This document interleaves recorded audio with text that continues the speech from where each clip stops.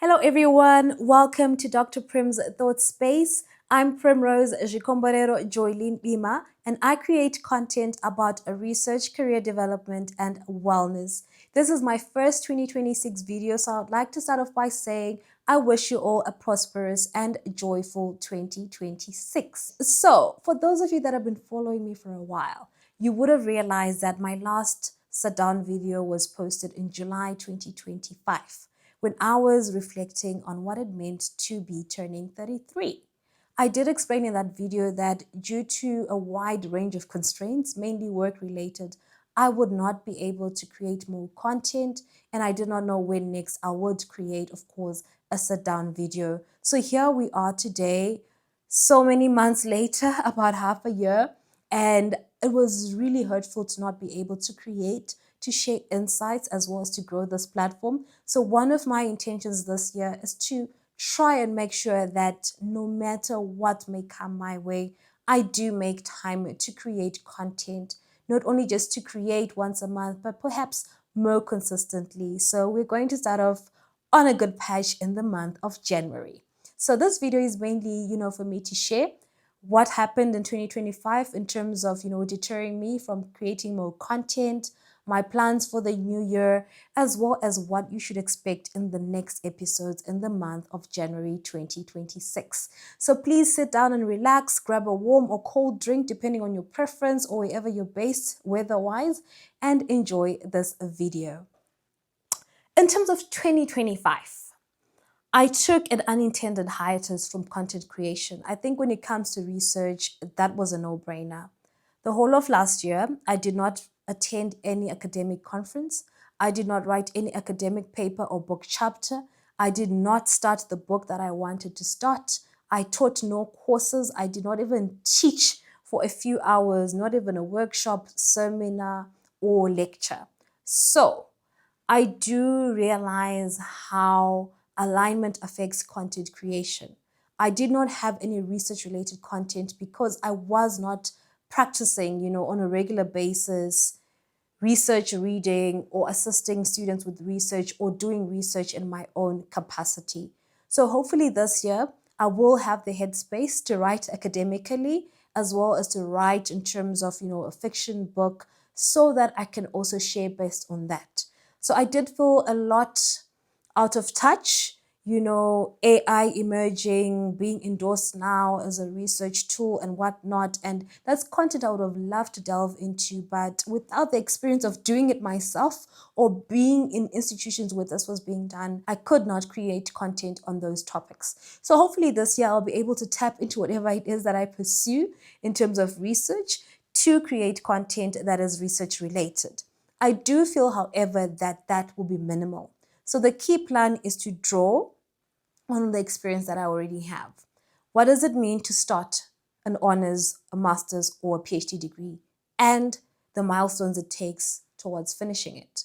Because I've been encountering a lot of people who like asking me questions about, the research stages where they're at, about their intentions to pursue postgraduate studies, as well as about my experiences with PhD. And to a large extent, trust me, I don't know where I got the amnesia, but I've forgotten so many aspects of what PhD life felt like.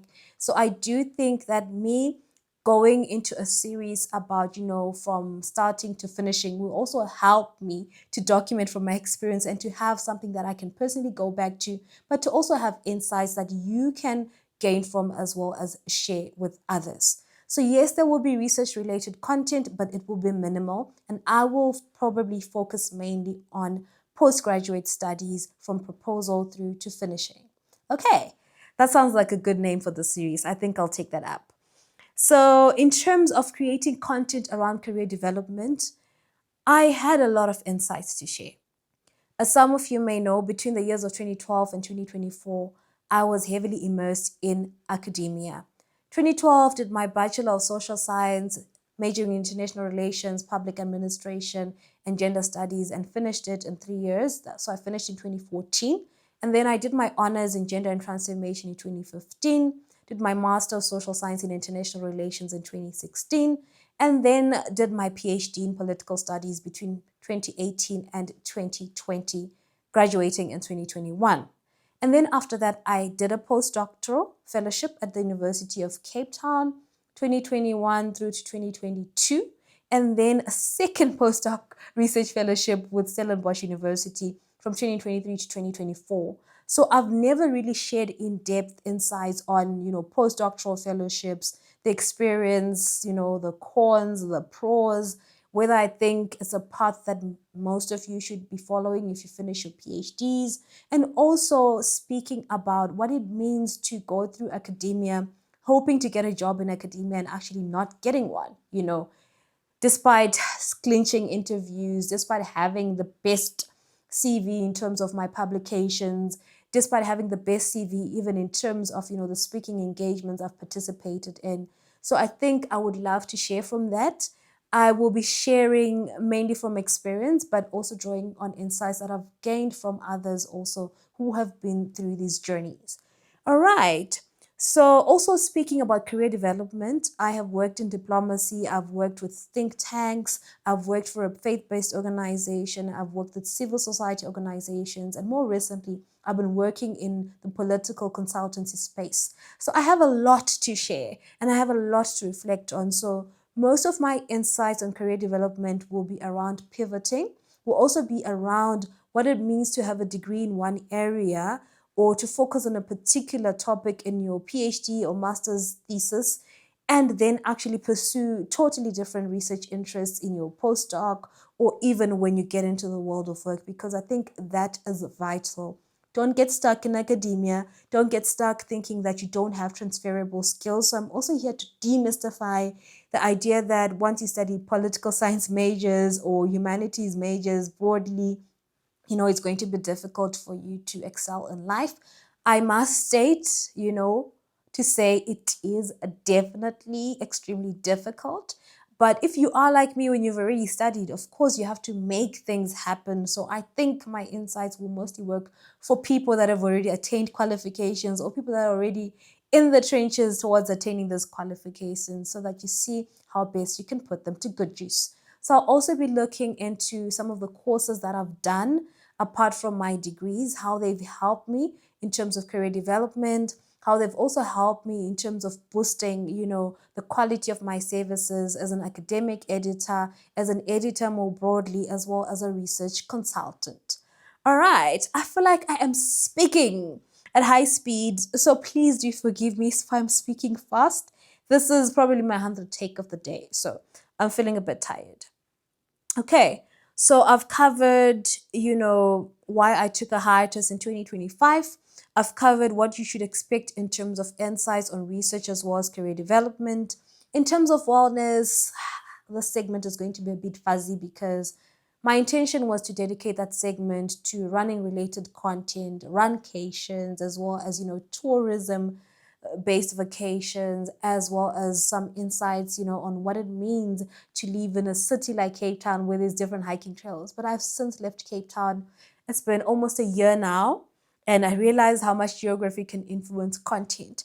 So because I don't even know where I'll be staying in the next 3 weeks, 1 month, 6 months or so, my wellness content, I think I will dwell more on what I do to preserve my sanity, because work can drive you insane, but you still need to, show up for yourself, be calm, and make sure that you're sane in order to continue prospering in different aspects of life.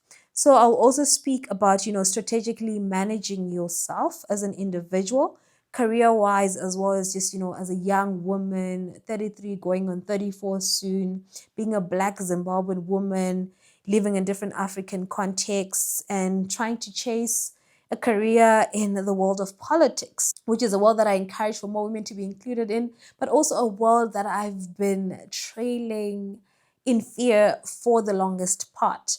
So I realize that I've probably robbed you of some insights from my experiences. So I'll try and do a little bit more this year, of course, treading carefully.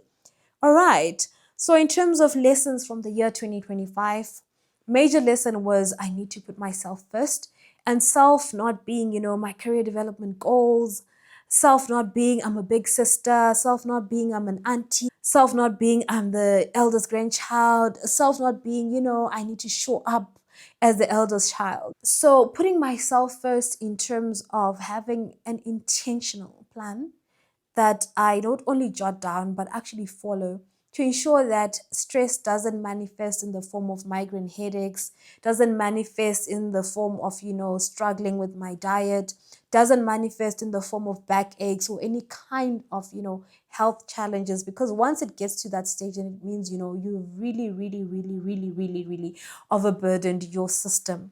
And then I'm going to be speaking about, how I also seek assistance, be it for career guidance, be it even for spiritual growth and sanity. And also in terms of like, what do I read? What do I write? And what are the other practices that I've been engaging in? Is it yoga? Is it running? How do they help me? How can they help you? But, in this regard, I just want to confess to say that most of the things that I do for wellness, I've always been in love with activities from like primary school days, enjoying them as a no-brainer. They don't feel like a burden. So I struggle to encourage other people to tap into them because it's been my life for the longest time. So, in terms of the lessons that I learned from the year 2025, the main one is just that I need to put myself first. And that's something that I could not do.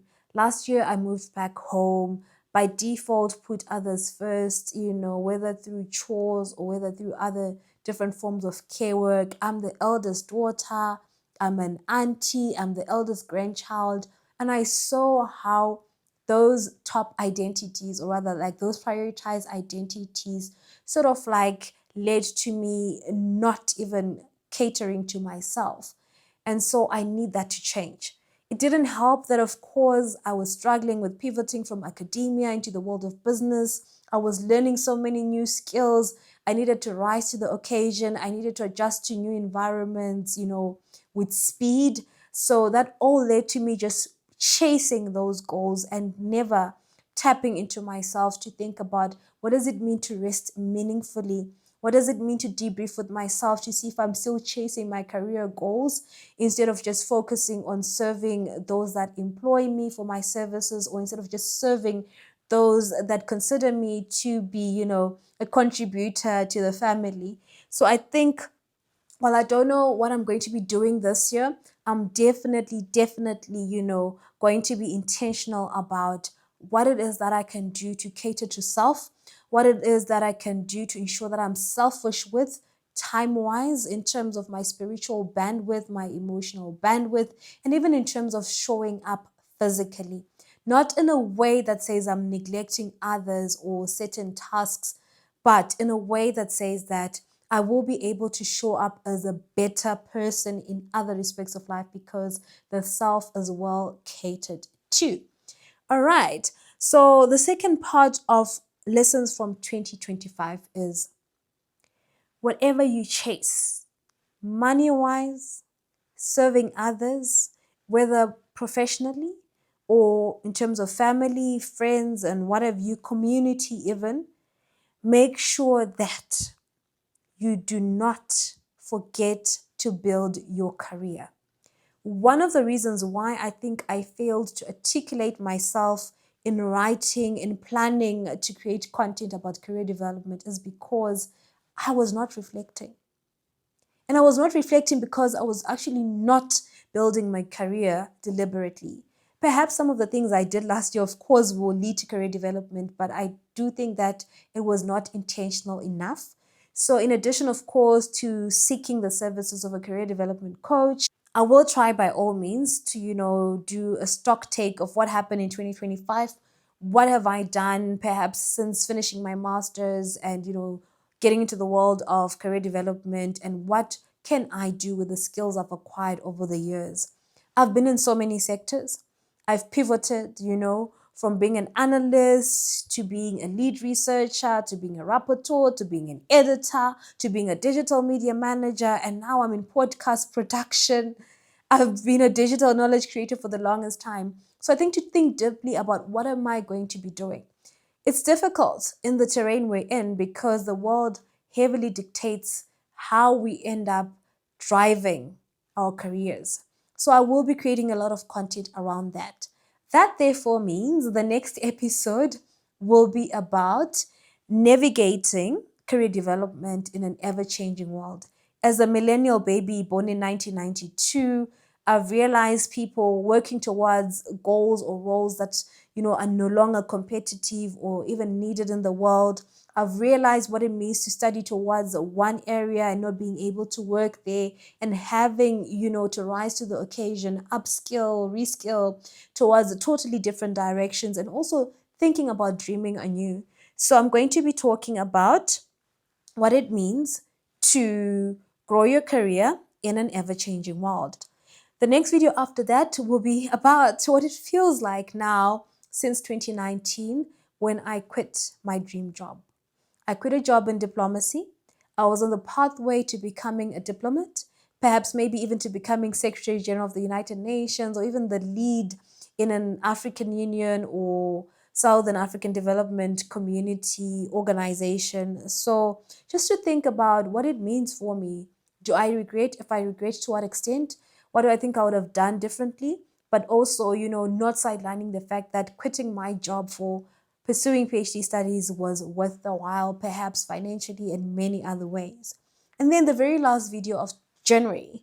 And then the very last video in January will be about what it means to be a UCT graduate. That is the only university I ever attended, apart, of course, from the experience of being a postdoctoral research fellow at Stellenbosch University. I want to tap into this because I've come across people that are curious about what it means to hold a UCT degree, curious about what it means in the world of work when people are recruiting, what it means when you're engaging professionally in terms of the perceptions that others have of you, or even the expectations that others have of you. And also maybe demystifying. Does it mean that if you have a degree from there, you're the best, you thrive better? Or does it mean that actually, it doesn't mean much, because skill development and career excellence is based on so many other aspects beyond where you obtained your degrees from, which I think is, of course, the obvious. So I'm excited, haven't pinned down the ideas for those videos. I hope that we will all gain insights from them. And I have come to the end of the very first video of 2026. Thank you for watching. Thank you for bearing with me in my tired mode. I made sure that no matter what may come my way, I will create content this year. So we've started off on a good patch. That's it for now. Thank you for watching. And if you've not subscribed, please consider doing so. And always feel free to share this content for wider reach. It's goodbye for now.